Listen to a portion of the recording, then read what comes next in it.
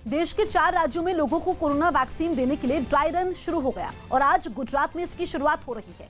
गुजरात के गांधीनगर और राजकोट में ड्राई रन हो रहा है। गांधीनगर में इसके लिए 4 सेंटर बनाए गए हैं। इस बीच डमी वैक्सीन दी जाएगी, लेकिन टीकाकरण के सभी प्रोटोकॉल का पालन किया जाएगा। केंद्र सरकार की निगरानी में होने वाले इस ड्राई रन में असली वैक्सीन आने पर इसको लोगों तक पहुंचाने की प्रक्रिया को परखा जा रहा है। गुजरात के अलावा असम, आंध्र प्रदेश और पंजाब में भी ड्राई रन किया जा रहा है। ड्राई रन में ये देखा जा रहा है कि कोरोना की वैक्सीन आने के बाद बिना किसी परेशानी के लोगों को टीका लगाया जा सके।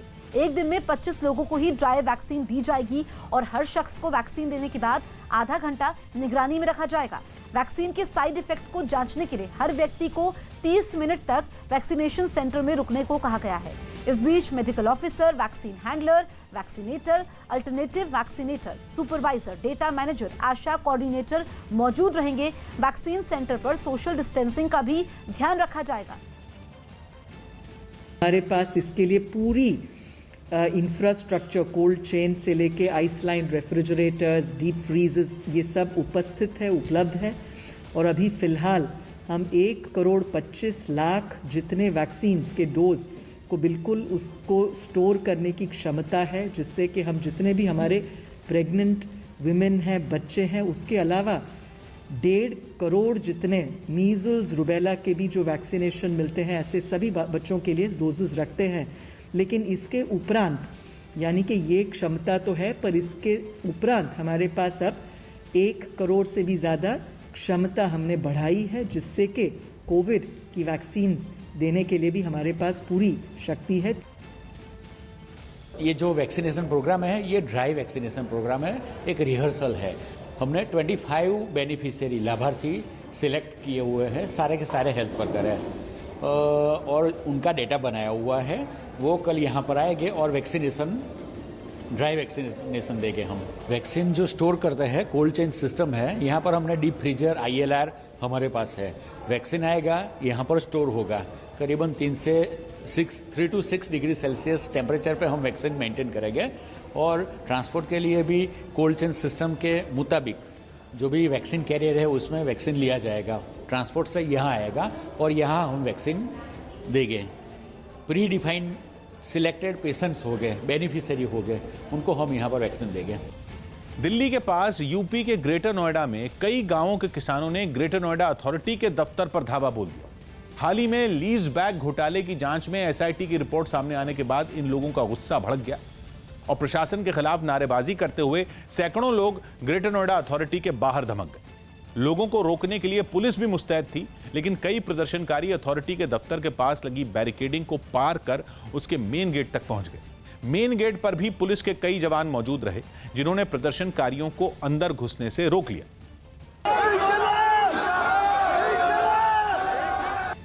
पुलिस के रोके जाने पर लोगों ने हंगामा शुरू कर दिया।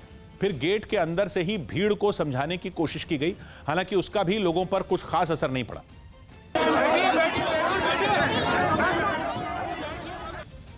हंगामा कर रहे लोगों और पुलिस के बीच बहुत देर तक धक्का मुक्की भी हुई।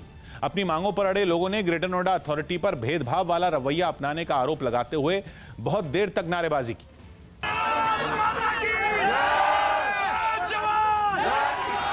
पुलिस के समझाने के बाद भी सभी लोग वहां अपनी मांगों पर काफी देर तक डटे रहे। योगी सरकार ने और प्राधिकरण ने एक गलत आदेश किया है, इनको वापस करें।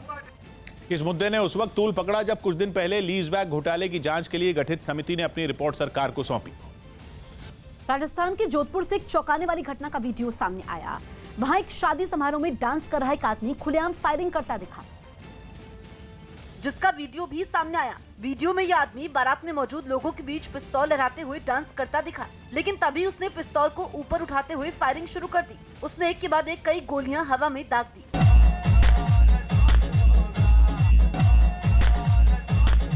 इस बीच वहां काफी लोग मौजूद थे, जिनमें बच्चे भी शामिल थे, लेकिन इन सबसे बेपरवाह वो आदमी ताबड़तोड़ फायरिंग करता रहा। उसके साथ डांस कर रहे लोगों ने भी उसे रोकने की कोशिश नहीं की। यही नहीं, वहां मास्क या 2 गज की दूरी जैसे जरूरी नियमों की भी धज्जियां उड़ाई गई।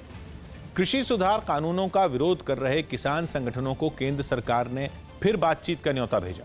न्यूज 18 के रवि सिंह की रिपोर्ट है कि सरकार और किसान संगठनों के बीच अब 30 दिसंबर को दोपहर 2 बजे 7वें दौर की बैठक होगी, जिसके लिए केंद्रीय कृषि सचिव ने 40 किसान संगठनों को एक चिट्ठी लिखी, जिसमें कहा गया कि तीनों कृषि कानूनों, एमएसपी और पराली की समस्या समेत कई मुद्दों पर चर्चा की जाएगी।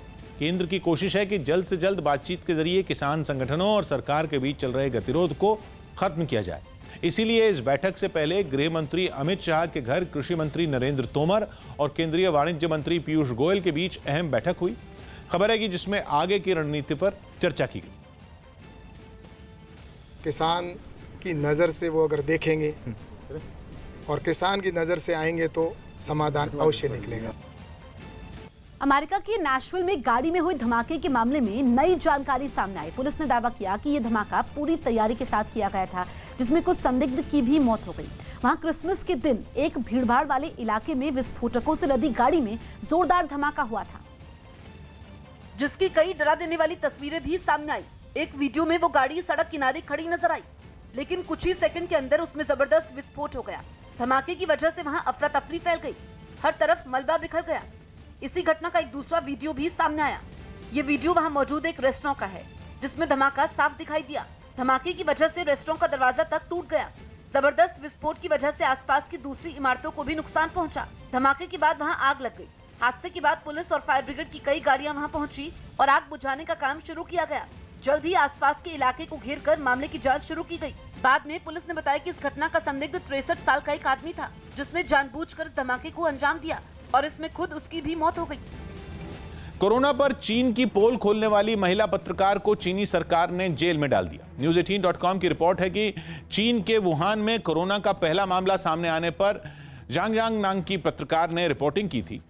इसमें उन्होंने चीनी सरकार पर लोगों को बिना जानकारी दिए शहर में लॉकडाउन लगाने का आरोप लगाया था, जिससे नाराज होकर चीनी सरकार ने उन्हें 4 साल के लिए जेल भेज दिया। उन पर रिपोर्टिंग के दौरान झगड़ा करने और कोरोना पर लोगों के बीच अफवाह फैलाने के झूठे आरोप लगाए गए। बताया गया कि जांग फरवरी में कोरोना की रिपोर्टिंग करने वुहान पहुंची थी।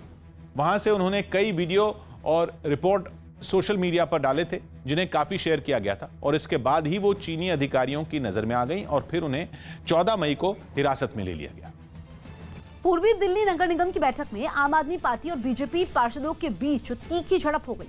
हंगामा तब शुरू हुआ जब एमसीडी में 2500 करोड़ के घोटाले के आरोपों पर आम आदमी पार्टी के पार्षद सीबीआई जांच करवाने की मांग पर अड़ गए, जिस पर बीजेपी के पार्षद दिल्ली सरकार पर निगम कर्मचारियों के वेतन के लिए पैसा नहीं देने का आरोप लगाते हुए हंगामा करने लगे।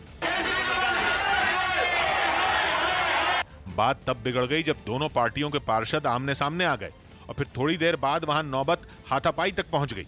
इसी बीच आम आदमी पार्टी की पार्षद मोहिनी जीनवाल चप्पल लेकर, जबकि एक और पार्षद जूता लेकर एक दूसरे से भिड़ गईं। वहां से जो तस्वीरें सामने आई उनमें दोनों पार्षद एक दूसरे पर चप्पल और जूते चलाती दिखी।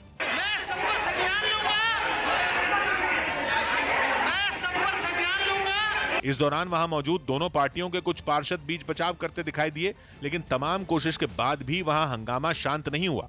इसके बाद दोनों पार्टियों के पार्षद अपनी अपनी सीट पर खड़े होकर जोर जोर से नारे लगाने लगे।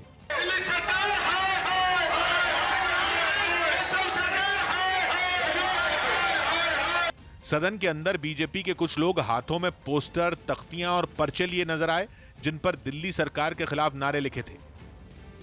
और इसी तरह आम आदमी पार्टी के पार्षदों ने भी पोस्टर और पर्चे लहराते हुए बीजेपी के खिलाफ मोर्चा खोला। इस बीच हंगामा बढ़ता देखकर मेयर ने दोनों पार्टियों के पार्षदों से शांत रहने की अपील की, लेकिन उनकी अपील का कोई असर होता नहीं दिखा, बल्कि इस दौरान सदन के अंदर दोनों पार्टियों के पार्षद एक दूसरे पर हावी होते दिखाई दिए। हालांकि काफी देर बाद किसी तरह हंगामे को शांत कराया गया। बाद में मेयर निर्मल जैन ने सदन की कार्यवाही में बाधा डालने के आरोप में नेता विपक्ष मनोज त्यागी और आम आदमी पार्टी पार्षद मोहिनी जीनवाल को 15 दिनों के लिए सदन से निलंबित कर दिया।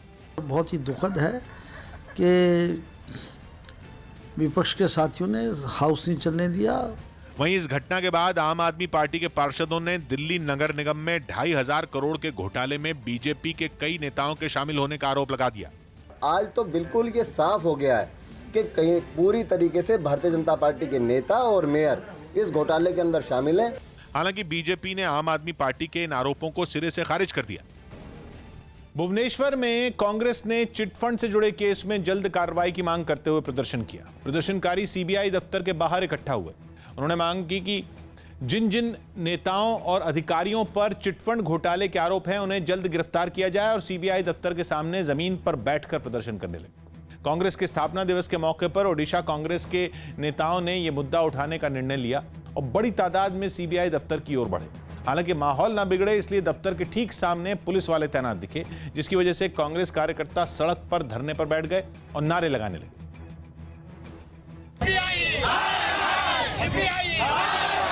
इन लोगों ने आरोप लगाया कि सीबीआई लंबे समय से चिटफंड घोटाले की जांच कर रही है, लेकिन नतीजा ढाक के तीन पात रहा। इसी बात को जोर शोर से उठाते हुए उन्होंने सीबीआई के सामने अपनी मांगे रखी। किमान सीबीआई रुपया निकालो, कौन कौन है जेल भेजो।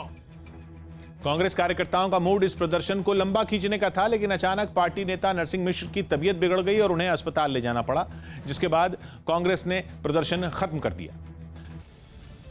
क्रिसमस पर ईरान में हुई भयानक बर्फबारी लोगों के लिए काल साबित हुई। वहां राजधानी तेहरान के पास बर्फ की चट्टान खिसकने से 12 लोगों की मौत हो गई, क्योंकि मौसम ने इतना खतरनाक रूप अख्तियार किया कि ईरान के कुछ इलाकों में बर्फ का तूफान आ गया।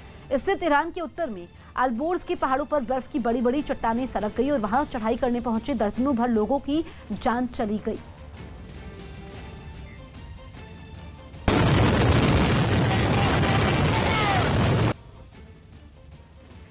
बर्फ के तूफान में फंसे पर्वतारोहियों को मुश्किल से निकालने के लिए बचाव कर्मियों की टीमें हेलीकॉप्टर से भेजी भी गई, लेकिन पहाड़ों पर खुद उनके लिए मुसीबत खड़ी हो गई।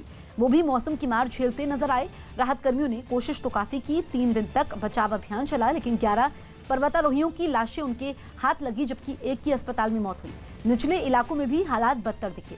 सामने आई एक तस्वीर में एक आदमी सड़क पर कमर तक जमी बर्फ को खोद कर रास्ता साफ करने की जद्दोजहद में लगा नजर आया। ईरान के कई इलाके बर्फ की मोटी चादर में ढके नजर आए। रंग तो जैसे वहां से गायब ही हो गए। भारी बर्फबारी की वजह से सड़कों पर ट्रैफिक थम गया, गाड़ियों के चक्के जैम हो गए। जर्मनी के एक पत्रकार ने रूस और चीन की हाइपरसोनिक मिसाइलों को यूरोप की सुरक्षा के लिए बड़ा खतरा बताया, जिसके बाद दुनिया पर तीसरे विश्व युद्ध का खतरा एक बार फिर मंडराने लगा, क्योंकि हाइपरसोनिक मिसाइलों से निपटने के लिए दुनिया भर के एंटी बैलिस्टिक मिसाइल सिस्टम और एयर डिफेंस सिस्टम करीब नाकाम ही साबित हुए। हाइपरसोनिक मिसाइलें ऐसी मिसाइलें हैं जो आवाज की रफ्तार से भी तेज गति से निशाने की तरफ बढ़ती हैं। जर्मनी का दावा है कि जिस तेजी से चीन और रूस हाइपरसोनिक मिसाइलों का बेड़ा बढ़ा रहे हैं, पूरे यूरोप की सुरक्षा खतरे में। इससे पहले अमेरिका की फौज ने जर्मनी में एक बेस बनाया था, जिसने ऐसे ही खतरे से आगाह किया था। अमेरिकी फौज ने दावा किया था कि रूस ने एक सबमरीन से लंबी दूरी तक मार करने वाली मिसाइल का परीक्षण किया। अब जर्मनी का दावा यह है कि रूस और चीन के पास मौजूद हाइपरसोनिक हथियारों की सही गिनती का भी दुनिया को अंदाजा नहीं।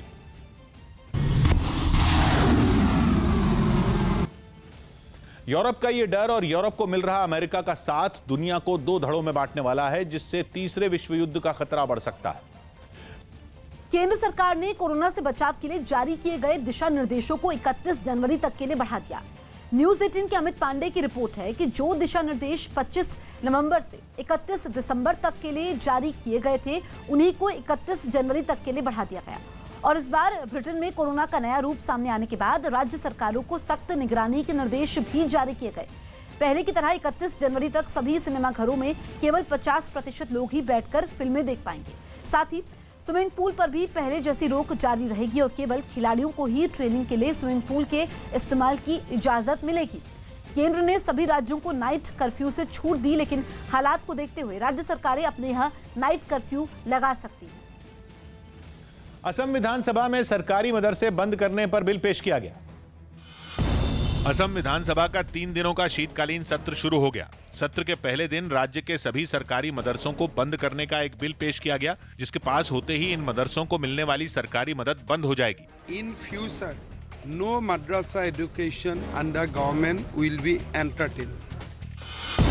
महाराष्ट्र सरकार ने 31 दिसंबर के लिए दिशा निर्देश जारी कर दिए, जिनके तहत लोगों से कोरोना नियमों का सख्ती से पालन करने को कहा गया। इसके साथ ही समंदर तट पर भीड़ लगाने पर सख्त पाबंदी लगाई गई है। इसके अलावा राज्य सरकार ने नए साल के जश्न पर पटाखे जलाने पर भी रोक लगा दी है। यूपी के औरैया में एक महिला ने 3 लोगों पर गैंगरेप का आरोप लगाया, जिन्हें पुलिस ने हिरासत में ले लिया। आरोप लगाने वाली ये महिला एक कंस्ट्रक्शन कंपनी में खाना बनाती है, जबकि आरोपी भी इसी कंपनी में काम करते हैं। पुलिस द्वारा तीनों आरोपियों को हिरासत में ले लिया गया है। देश भर में कृषि सुधार कानूनों के विरोध में चलाए गए हस्ताक्षर अभियान पर कांग्रेस में मतभेद नजर आने लगे।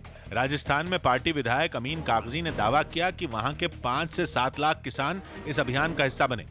5-7 लाख किसानों ने यहाँ राजस्थान के भी साइन करके उसमें भेजे हैं। जबकि गहलोत के करीबी माने जाने वाले कांग्रेस नेता महेश जोशी ने कुछ और ही आंकड़े बताए। बहुत बड़ी संख्या में, कई लाख हस्ताक्षर करके हमने भेजा, 10 लाख से ऊपर हैं। दावा किया गया था कि कांग्रेस के अभियान में 2 करोड़ किसानों ने हिस्सा लिया था, लेकिन राजस्थान के नेताओं के बयान का हवाला देकर बीजेपी ने इस दावे पर सवाल उठाए। कहां 2 करोड़ हस्ताक्षर करा लिए, कब कराए, किससे करवाए, कब किसानों से मिले। स्विट्जरलैंड के टेनिस खिलाड़ी रॉजर फेडरर ऑस्ट्रेलियन ओपन में भी नहीं खेल पाएंगे। उनके घुटने की चोट अभी तक पूरी तरह से ठीक नहीं हो पाई है। कोरोना संकट की वजह से ऑस्ट्रेलियन ओपन 3 हफ्ते की देरी यानी 8 फरवरी से मेलबर्न पार्क में खेला जाएगा। उत्तर प्रदेश में गाड़ियों पर जाति सूचक शब्द लिखकर चलने वाले लोगों के जमकर चालान काटे गए। राज्य सरकार ने एक दिन पहले ही ऐसे लोगों पर सख्त कार्रवाई का आदेश दिया था, जिसके बाद पुलिस प्रशासन एक्शन में आ गया। बाराबंकी शहर से सामने आई कुछ तस्वीरों में सड़क पर तैनात पुलिस वाले गाड़ियों को रोक रोक कर कार्रवाई करते नजर आए। गाड़ियों पर अपनी जाति लिखवाकर धमक दिखाने में स्कूटर सवार भी पीछे नहीं दिखे। आगरा में भी पुलिस वालों ने ऐसे लोगों के खूब चालान काटे, लेकिन इस दौरान कई लोगों ने अपनी गलती मानी और सरकार के आदेश का पालन करने का वादा किया। आज घटा देंगे, आज पता चला है, आज ही मिटवा देंगे। कुछ ऐसी ही तस्वीरें कानपुर से भी सामने आई, जहां सड़क पर ऐसी सैकड़ों गाड़ियां बेधड़क घूमती दिखाई दी, जिन पर जाति सूचक शब्द लिखे हुए थे। हालांकि वहां भी पुलिस एक्शन में रही। ममता बनर्जी आज बीरभूम के बोलपुर में रोड शो करेंगी। गृह मंत्री अमित शाह के रोड शो के जवाब में पश्चिम बंगाल की मुख्यमंत्री ममता बनर्जी भी बीरभूम के बोलपुर में रोड शो करेंगी। करीब 4 किलोमीटर लंबा ये रोड शो दोपहर 1 बजे शुरू होगा। कृषि सुधार कानूनों के मुद्दे पर केंद्र सरकार और किसानों के बीच 30 दिसंबर को 7वें दौर की बैठक होगी। इस बैठक से पहले गृह मंत्री अमित शाह के घर पर कृषि मंत्री नरेंद्र तोमर और केंद्रीय मंत्री पीयूष गोयल ने आगे की रणनीति पर चर्चा की। केंद्र सरकार ने प्याज के निर्यात पर लगी रोक को हटाने का फैसला लिया है। 1 जनवरी 2021 से इस पर लगी रोक को हटा लिया जाएगा।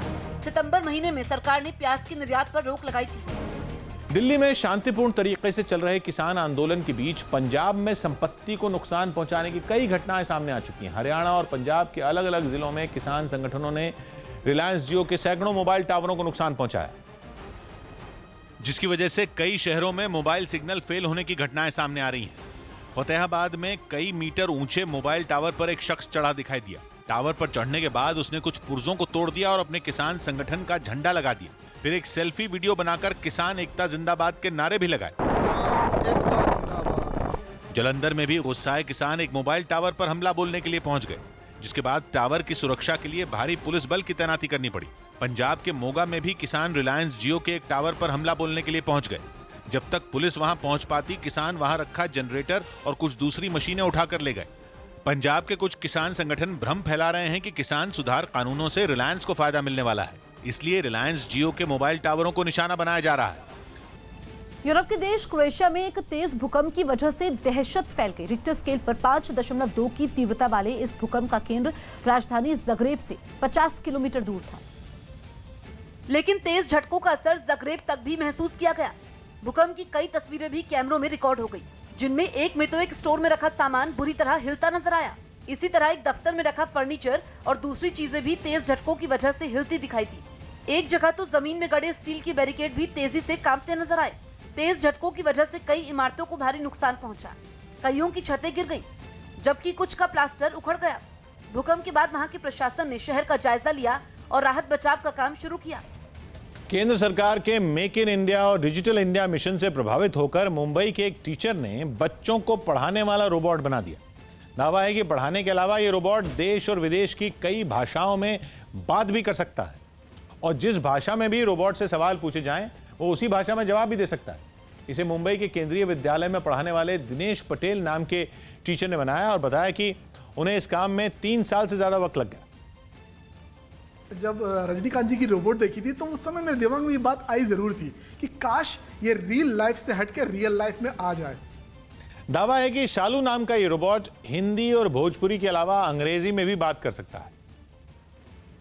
Who is the Prime Minister of India? Prime Minister Mr. Narendra Damodar Das Modi since 2014. Bharat की भाषाओं के साथ विदेशी भाषाओं की जानकारी इस रोबोट की सबसे बड़ी खासियत बताई गई। देश की 9 भाषाओं और विदेश के 38 भाषाओं में ये रोबोट बात कर सकती है।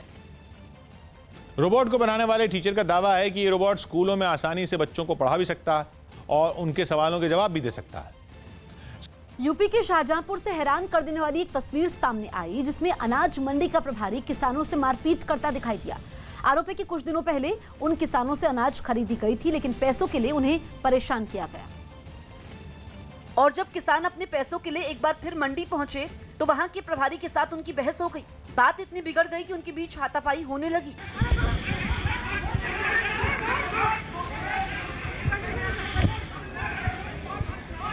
इस बीच दोनों ओर से जमकर मुक्के और थप्पड़ बरसाए गए। तभी वहां मौजूद दूसरे लोग बीच बचाव के लिए पहुंच गए। लोगों ने किसी तरह इस हंगामे को शांत किया। बाद में दोनों पक्षों ने पुलिस से मामले की शिकायत की। तहरीर के आधार पर अभियोग पंजीकृत कर लिया गया है। आगे विधिक कार्रवाई सुनिश्चित की जाएगी। अनाज मंडी में मारपीट का ये वीडियो सोशल मीडिया पर भी वायरल हो गया। हिमाचल प्रदेश के कई शहरों में हुई भारी बर्फबारी के बाद बढ़ी ठंड ने लोगों को ठिठुरने पर मजबूर कर दिया। कई घंटों तक लगातार हुई बर्फबारी से सड़कों पर 3 से 4 इंच तक बर्फ की मोटी परत बिछ गई। राजधानी शिमला में तो बर्फबारी से कई रास्ते बंद हो गए और मकानों की छतों के ऊपर बर्फ की मोटी परत बिछ गई। पेड़ पौधे भी बर्फ से लद गए। सड़कों पर खड़ी गाड़ियों पर बर्फ ने कब्जा जमा लिया। भारी बर्फबारी की वजह से दूर दूर तक सिर्फ बर्फ ही बर्फ नजर आई। ऐसा लगा जैसे चारों तरफ बर्फ की सफेद चादर बिछी हो। लेकिन नए साल का जश्न मनाने पहुंचे पर्यटकों के चेहरे बर्फबारी से खिल गए। वहां से आई एक तस्वीर में सैलानी बर्फ के साथ खेलते दिखाई दिए। इतने ज्यादा हम मजे कर रहे हैं पूरी फैमिली के साथ। नारकंडा में तो से भी कुछ ऐसी ही तस्वीरें सामने आई। वहां भी भारी बर्फबारी की वजह से रास्ते बर्फ से ढके दिखाई दिए। देखने से ऐसा लगा जैसे बर्फ के नीचे सड़कें गुम हो गई। कुफरी में तो बर्फबारी की वजह से कई रास्ते बंद हो गए, जिसके बाद सड़कों पर फिर से आवाजाही शुरू करने के लिए प्रशासन के लोग मशीनों की मदद से बर्फ हटाने में जुट गए। कुछ इसी तरह का नजारा सामने आया मनाली से भी। वहां भी बर्फबारी की वजह से सब कुछ सफेद नजर आया। जोधपुर की एक शादी में पिस्तौल लहराकर डांस करने का वीडियो वायरल हो गया। राजस्थान के जोधपुर में एक शादी के जश्न में पिस्तौल लहराकर डांस करने का वीडियो वायरल हो गया। इस बीच पिस्तौल लहराने वाले लड़के ने डांस के बीच ही फायरिंग भी की। यूपी के बहराइच में जंगल से भटककर एक तेंदुआ रिहायशी इलाके में आ गया और उसने 3 लोगों पर हमला कर उन्हें घायल कर दिया। इस हमले की खबर मिलने के बाद वन विभाग की टीम ने गांव में उस तेंदुए को पकड़ने के लिए पिंजरा लगा दिया। हिमाचल प्रदेश की राजधानी शिमला में भारी बर्फबारी के बाद सैलानियों की भीड़ बढ़ गई। शिमला में 2 साल बाद दिसंबर महीने में इतनी बर्फबारी हुई है, जिससे वहां पहुंचे पर्यटकों के चेहरे खिल गए। उत्तर प्रदेश के अमरोहा में कंबल बांटने के कार्यक्रम के दौरान ताबड़तोड़ गोली चलने से अफरा तफरी मच गई। बाद में फायरिंग का वीडियो सोशल मीडिया पर वायरल हो गया, जिसमें एक सामाजिक संस्था के अध्यक्ष अपनी लाइसेंसी रिवॉल्वर से एक के बाद एक कई गोलियां हवा में दागते नजर आए।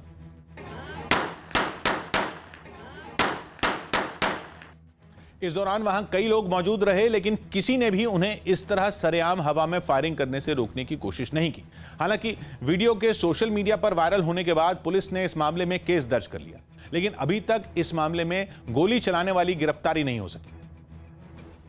तो ये लाइसेंस लिए गए हैं तो खुशी में फायर नहीं करेंगे, क्या हम मौत गम में फायर करेंगे क्या? एक सार्वजनिक समारोह में 3 फायर किया। इस संबंध में अभियोग पंजीकृत कर लिया गया। बिहार के गोपालगंज से चौंकाने वाली तस्वीरें सामने आई। वहां छापेमारी के समय खेत के अंदर छिपाकर रखी गई कच्ची शराब की भारी खेप बरामद की गई।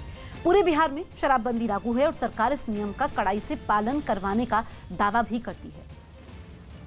लेकिन जब गोपालगंज के गांव में प्रशासन की टीम ने छापेमारी की तो अधिकारी भी हैरान रह गए। वहां जिस खेत में गेहूं की फसल बोई हुई थी, उसी के नीचे से शराब से भरे ड्रम निकलने लगे। इससे पहले जिले के डीएम और एसपी पूरी फोर्स के साथ गांव पहुंचे और शराब तस्करों के घर पर छापेमारी की, लेकिन कई घरों की तलाशी लेने के बाद भी उनके हाथ कुछ नहीं लगा। बाद में पुलिस ने पास के ही खेतों की छानबीन शुरू की तो वो हैरान रह गए। वहां जमीन के नीचे कच्ची शराब के 1 दर्जन से ज्यादा ड्रम दबा कर रखे गए थे, जिन्हें निकलवाकर पुलिस ने नष्ट करवा दिया।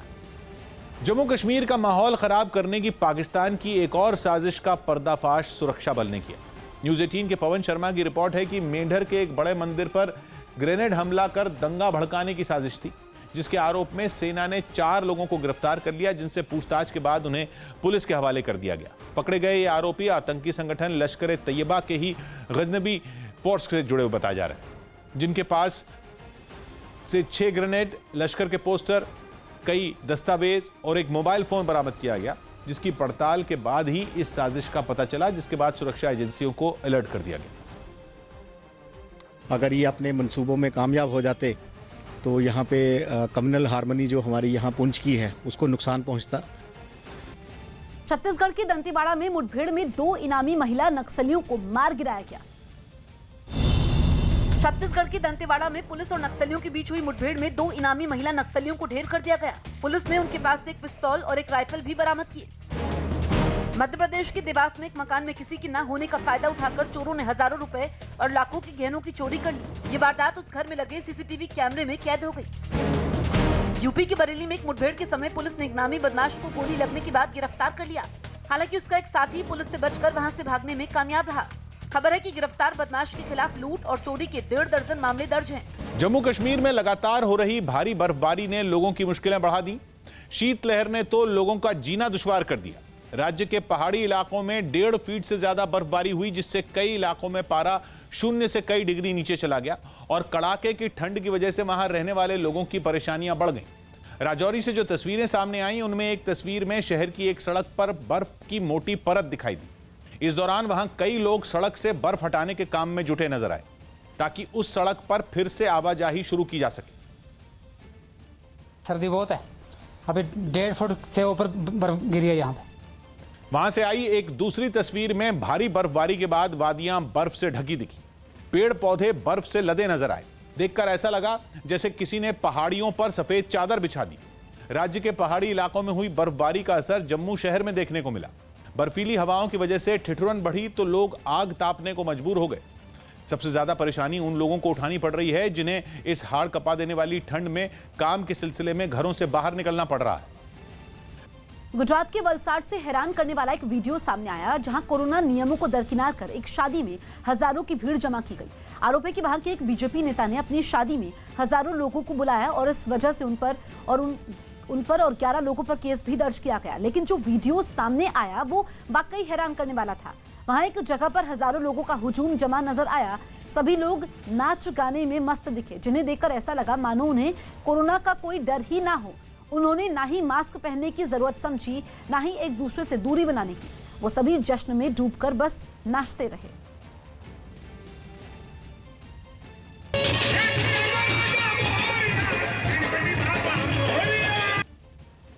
प्रधानमंत्री ने किसान रेल को हरी झंडी दिखाई।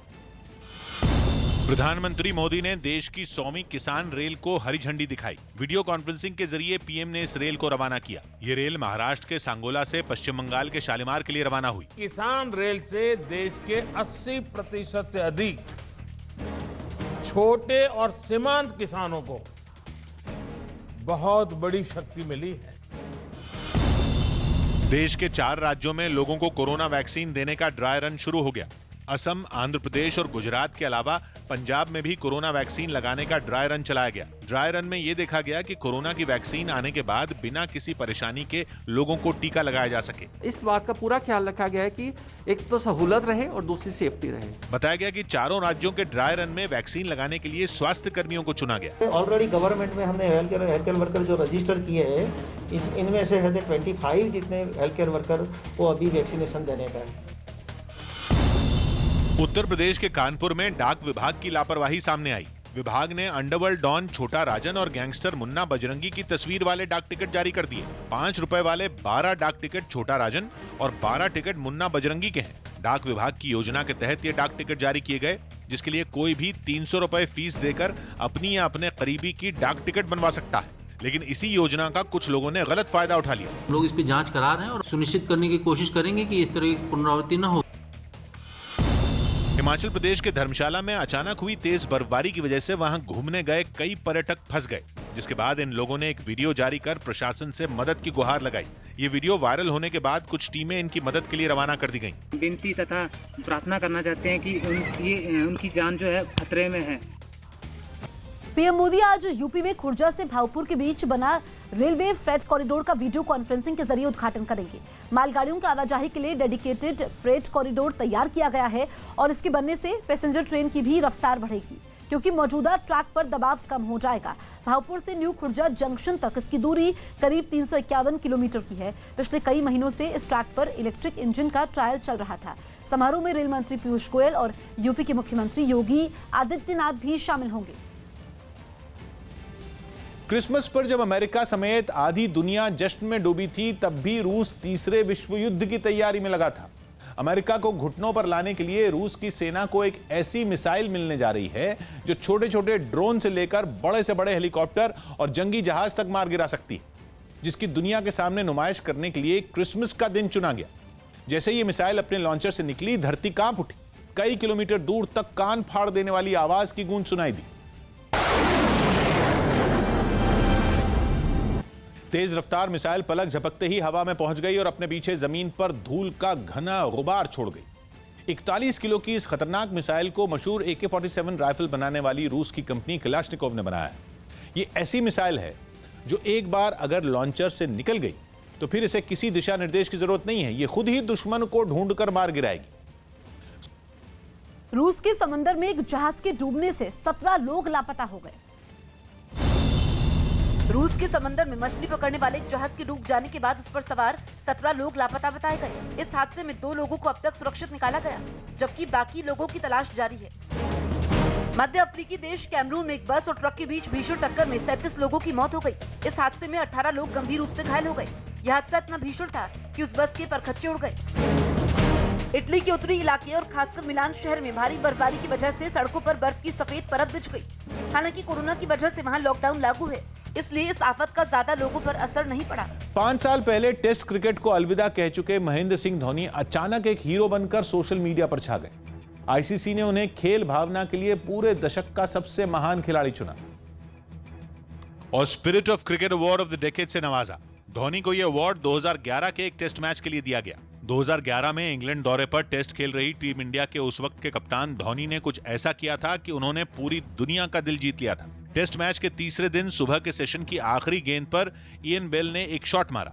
इयन बेल को लगा कि गेंद बाउंड्री लाइन के पार चली गई और वो क्रीज के बाहर टहलने लगे, लेकिन फील्डर ने गेंद को रोककर विकेटकीपर महेंद्र सिंह धोनी के पास पहुंचा दिया। धोनी ने इयन बेल को आउट कर दिया और अंपायर ने भी बेल को आउट ही माना। इयन बेल शतक बना चुके थे और टीम इंडिया के लिए मुसीबत बन चुके थे, लेकिन जब लंच ब्रेक के बाद खिलाड़ी मैदान पर लौटे तो इयन बेल बल्लेबाजी के लिए आते दिखाई दिए। तब जाकर सबको पता चला कि लंच ब्रेक में धोनी ने अपनी अपील वापस लेते हुए बेल को बल्लेबाजी के लिए दोबारा बुला लिया। बेल की 159 रनों की पारी की बदौलत टेस्ट मैच तो टीम इंडिया हार गई, लेकिन खेल प्रेमियों का ही नहीं, आईसीसी का भी दिल धोनी ने जीत लिया। कोलकाता में श्रम विभाग की एक बैठक के समय हंगामा हो गया। ये बैठक नेताजी इंडोर स्टेडियम में हो रही थी।